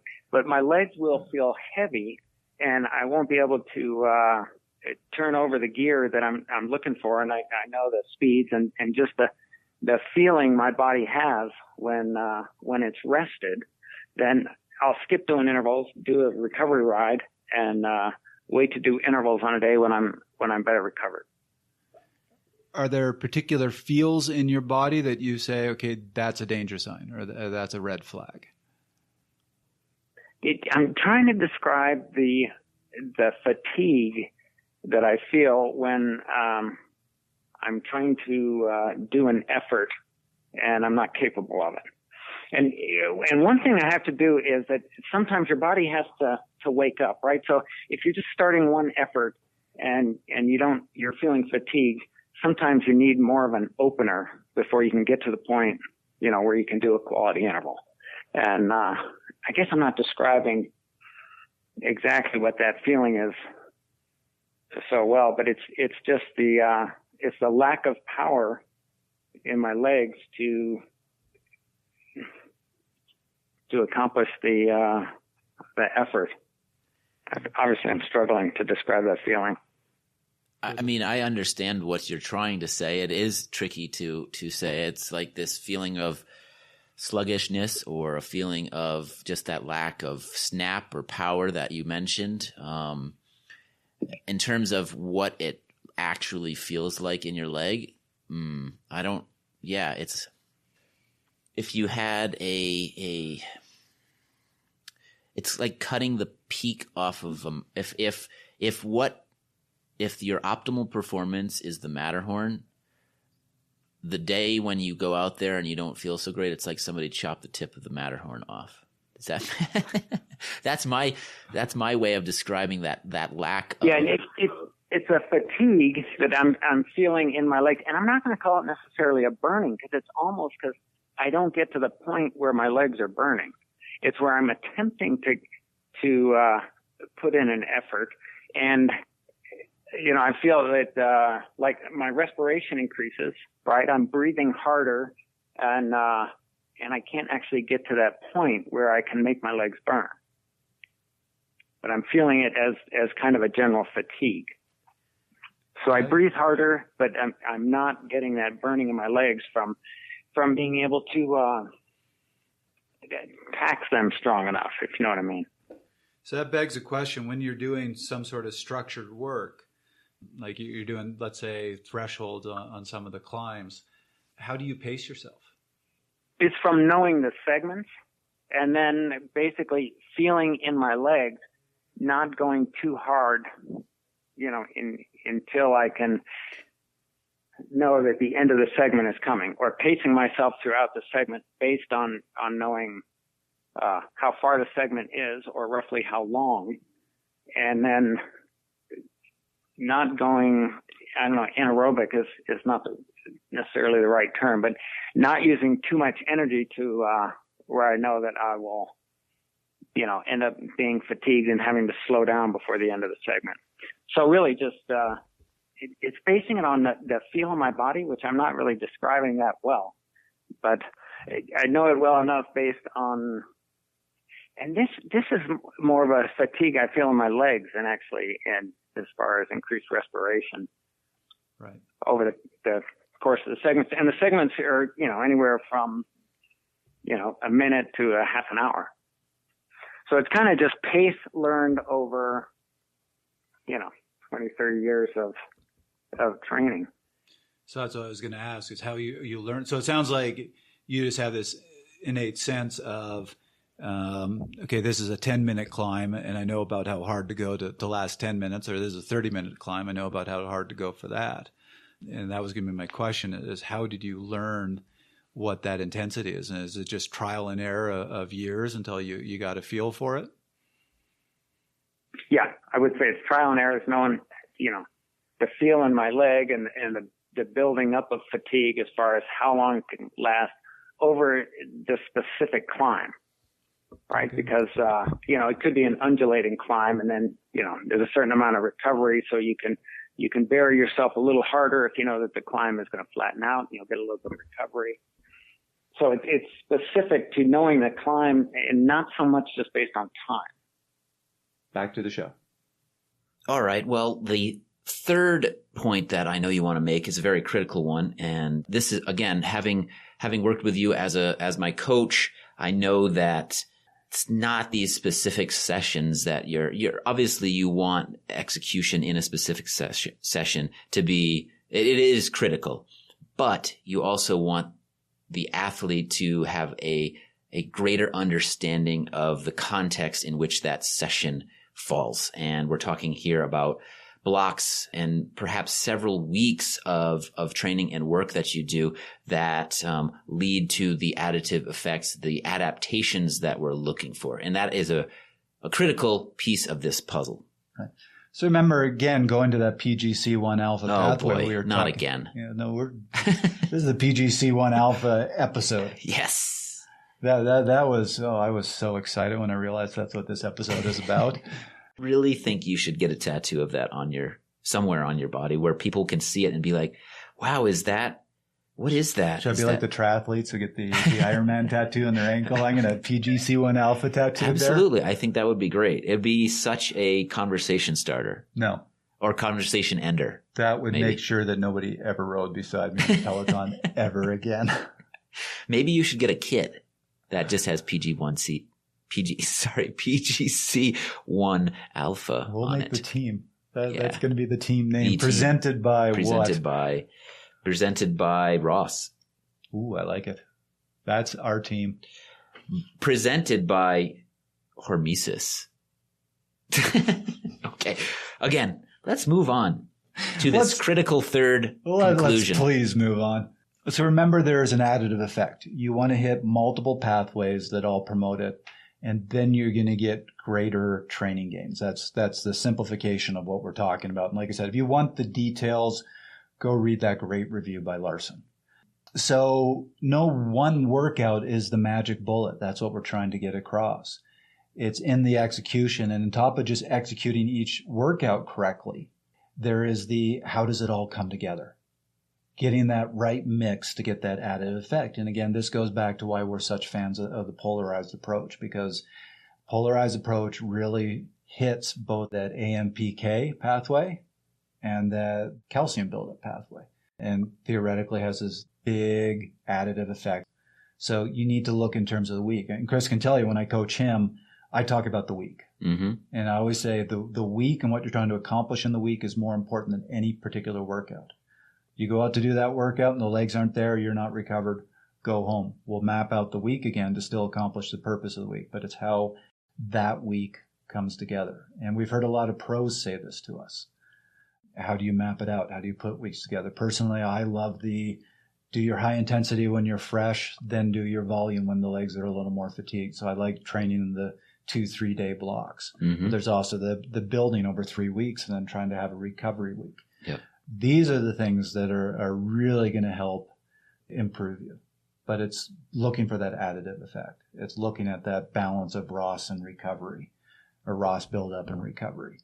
So you really need to look at how everything fits together. And that was when I was talking about Green Mountain.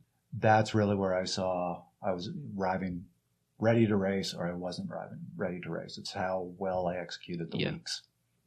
And again, just my personal bias, but I think when you look at the particular workouts, the execution doesn't need to be complex. Just find a good interval workout that you know you can execute well, that's going to hit the right part of that physiological milieu that you want to hit. Mm-hmm. And then it's how these different workouts, simple workouts, all come together in the week. That's where you find the magic. Yeah. I feel like we talked with Dr. Seiler about that, where mixing up the different types of intervals you did, actually, it wasn't statistically significant perhaps, but they saw that the more consistent you were, the better the gains. So that in his interval study, they had 3 groups. So when they were looking at periodization, they had one group that did 4x4s, then 4x8s. Each time was for 4 weeks. So they did the 4x4s and then 4x8s and then 4x16s. Another group did 4x16s, then 4x8s, and then 4x4s. And a third group was every time you go to do your interval work, just pick one at random. Yep.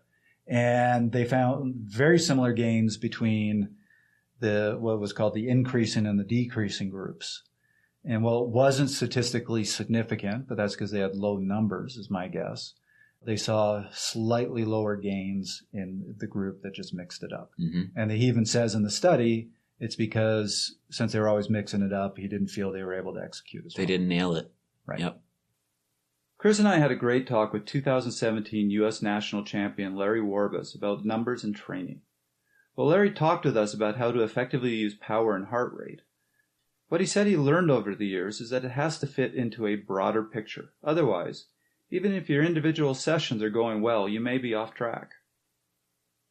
The other week, I sent a message to my trainer that I work with at IM, who is a really smart young German guy who now he's a trainer at Giant. You know, some of his athletes had been riding really well. I knew that he coached one girl, and I said, hey, you know, I just want to say congratulations. I saw, you know, your athlete was doing really well. And he said, oh, thanks. Actually, you know, a lot of my athletes have been doing well. And he said he sort of like changed his philosophy a bit.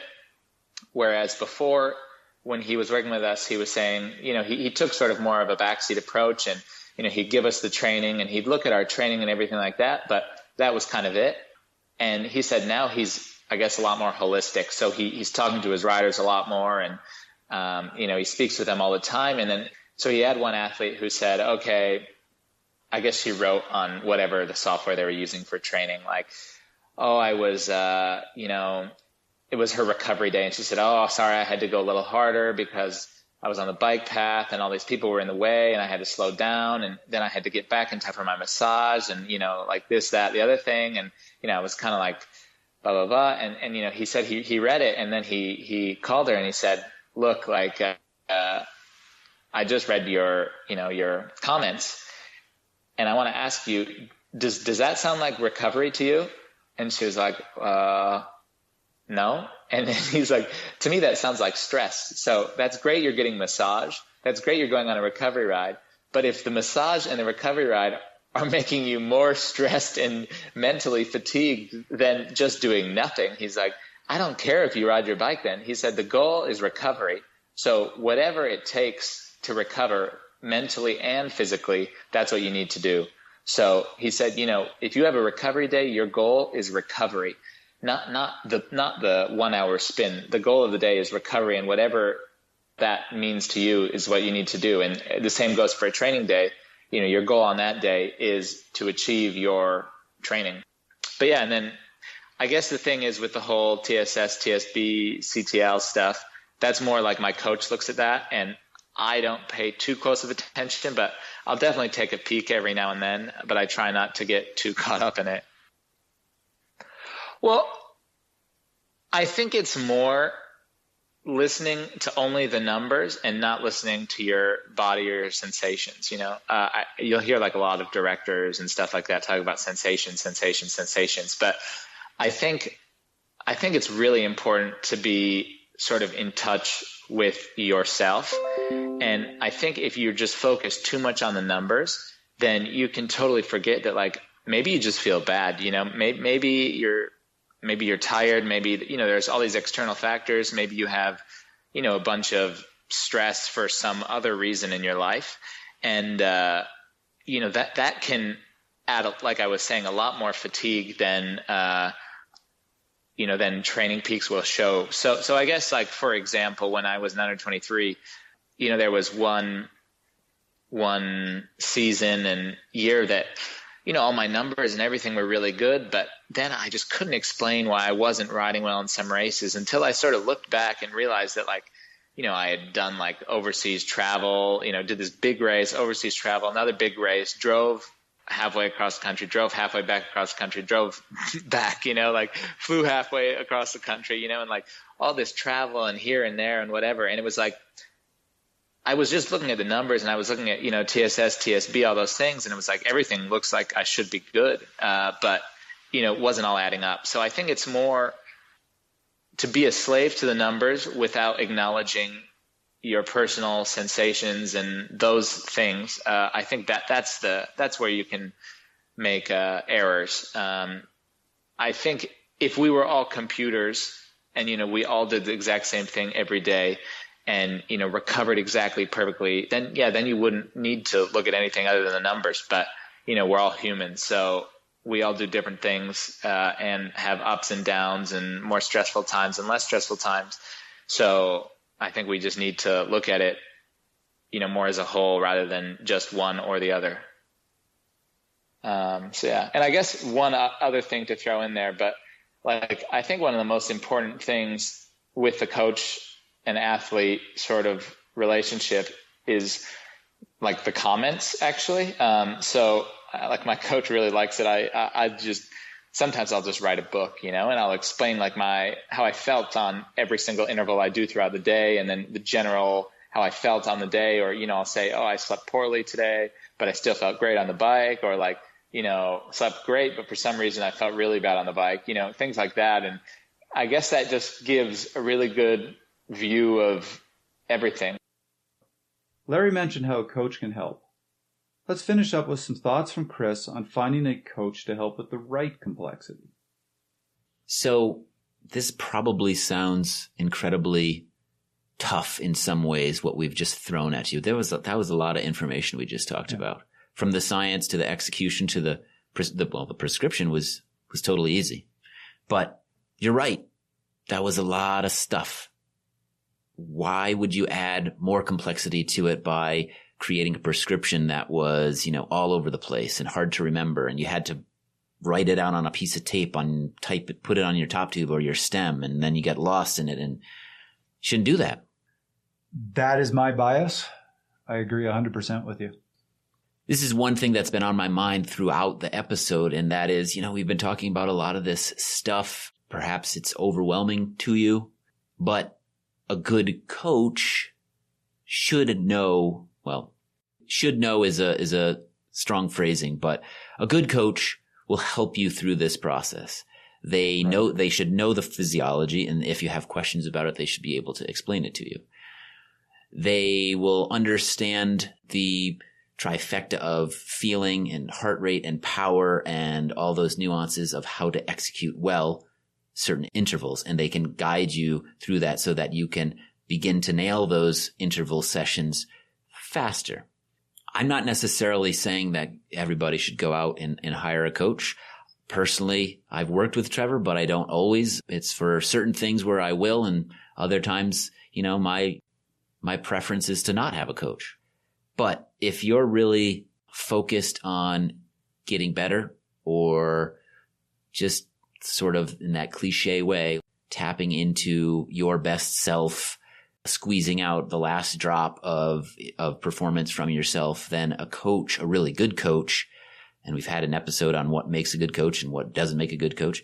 A really good coach should be able to facilitate all of this and make it less intimidating. And I'm going to, again, throw my bias in here, and this is where I'm probably going to get rocks thrown through my window or death threats or whatever you want to call it. I seriously hope not. This is just a podcast. When you think about the episode that we just recorded and our bias, I'm going to tell you, I don't think what makes a good coach is a coach that gives you a 6-week training plan with all these remarkably complex exercise prescriptions. I do think there are some coaches out there that think that's what they're being paid for. And if they don't give you something remarkably complex, you're going to say, why am I hiring this coach? Mm-hmm. I think a good coach is actually going to give you something very simple. And then what they are going to work on with you is the execution. Yeah. The good coach is the one that's going to talk to you about the workout, look at your file and say, here's what I'm noticing in the execution. Who's going to look at it and say, you know what? You weren't ready for these today. You were fatigued. Here's why I know that. So you know for next time.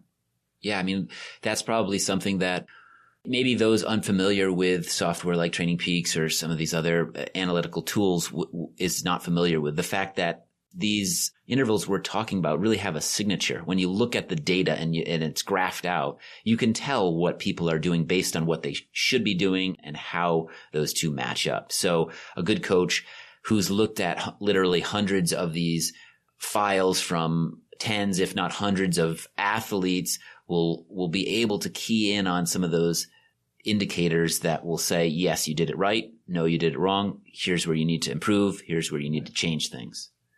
The next thing I would say is whether you work with a coach or not, my suggestion is, again, try different types of intervals and build for yourself a repertoire of, I'd say, 7, 8 different types of interval workouts that you really like, that you respond well to, and learn how to execute them. And when you're trying one for the first time, you got to give it at least 4 weeks. I would probably say 6 to even 8 weeks. Yeah. And learn the execution. But don't be going out and constantly doing new interval workouts, looking for that perfect interval workout that's going to make you suddenly the better cyclist than you've ever been. Mm-hmm. For some reason, what always comes to mind for me is when I was a kid, and again, I'm going to date myself, we had Mortal Kombat. I remember going to the arcade and playing, it was Street Fighter 2. I remember going to the arcade to play Street Fighter 2, and there's this guy there who was absolutely amazing. And if you remember, there's 6 different buttons for different moves, like kicks and punches and all that sort of stuff. And this guy just looks at me when I line up to take him on and just goes, pick a button. And so I point to one of them, and he absolutely destroyed me in this game, only using the one move. And he perfected it. Right. Kind of the way I think about the training. It's not about having 50 different moves. It's about having a few moves, but being really good at executing them. Mm-hmm. And that's how you're going to win. So I see athletes year after year after year trying a different workout every year, looking for that perfect workout. My argument is you've probably already done a whole bunch that are the perfect workout. You just haven't perfected them. You haven't learned how to execute them right. My guess is that a lot of listeners of Fast Talk are people that love science. They love a good experiment. They want to improve. They love cycling. So here's what I propose. For those that are longtime listeners, I'd like you to write to us and tell us if our advice that we've given you over the last couple years is sound advice for you or not. But here's the real thing that I'd like to see. I want you to adopt what we've talked about here today. Try to put all of what we've discussed into practice and come back to us with case studies of whether it's worked for you or not. I know we're going to be. And Chris will be responding to all of these? No. Trevor knows way more about it. So I just I gift him the opportunity to respond to all of these emails from all of our listeners out there. No, I would encourage you to not bombard us with emails, of course, because we have limited time, but I would like to hear how successful our advice is. Again, you're getting our bias on this show. Honestly, it probably doesn't work for everybody, right? But I would like to hear how it has, if it has, and how it hasn't, if it hasn't.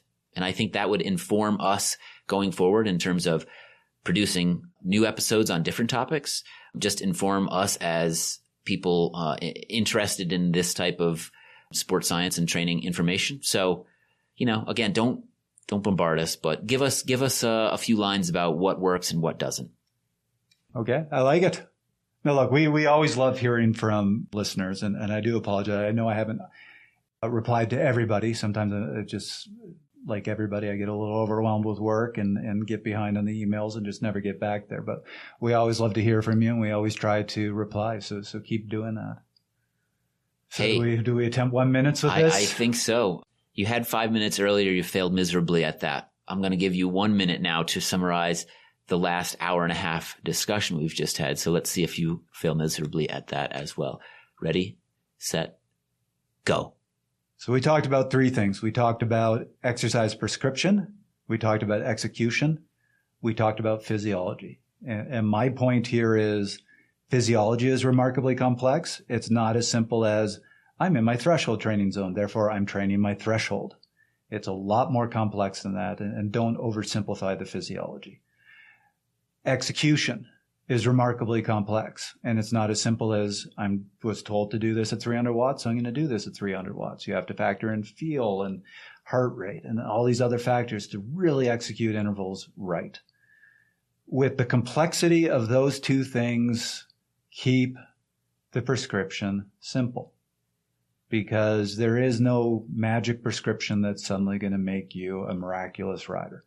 There are some good ones out there have been proven beneficial. Like the whole reason the Tabatas became very popular is they showed they are fantastic at depleting the ATP, the anaerobic store, and really hitting that AMPK pathway.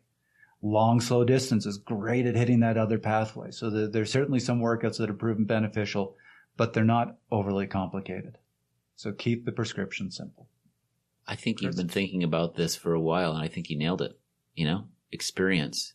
Is this your way of saying, I'm not going to do my 1 well, minute? I don't know what I can add to it, honestly. Again, that summary is kind of an analogy of what we're talking about. So why don't you use your 1 minute about how you kicked my butt at the Panache ride today? It's all the running that I've been doing. That must be it. The fact that I've been training my ass off on a bike and you haven't been riding a bike and you've been running, that's why you beat me on the bike. See, all of the wonderful podcast episodes of Fast Talk that we've done, I don't always talk that much. It's because I'm listening. I'm absorbing all of this information. I go out and it's just within me.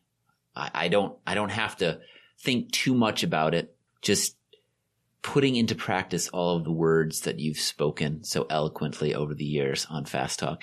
And you're coaching me without coaching me. Uh-huh. So you want to know what Chris's favorite workout is? It's going up a climb with me and dropping me and then finding a cliff that he can climb up, just so I know it took him a long time to climb up that cliff, because that's how far ahead of me he got. And then he stands at the top of that cliff taking pictures while laughing at me. We haven't done that in a while. We need to do that again. So that is your favorite workout. Yeah, it certainly is. It certainly is. Yeah, there's the goal. There's a big carrot out in front of me. I got to get a decent lead to climb up some precarious cliff with rock crumbling around me to get that Instagram shot. It's all about the pick. There we go. So there is Chris's favorite simple exercise prescription. Yep. Drop Trevor. Take a picture from the top of a cliff. Repeat. So do you have a 1 minute, or are we going to leave it there? You're on the clock, Chris. I think my 1 minute is going to be maybe quite redundant with what you've just said. With all the complexities that you have, and I'm talking not just what we talked about today, physiology and the difficulties of execution, but all the other stuff going on in your life. Just, it's nice to have something that's simple. And this goes back to yet another episode where we talked about athletes that are task-oriented. I'm a task-oriented athlete, and it's really nice sometimes to have a very simple checklist of things to do for a ride. You have a purpose for every ride. Sometimes it's go out, ride for 5 hours. Other times, if it's intervals, which is kind of more what we're talking about here in terms of execution, it's 4 by 8 minutes, and that's sort of my go-to if I'm doing intervals. And it's, you do one, and you, like you said, you see how you respond.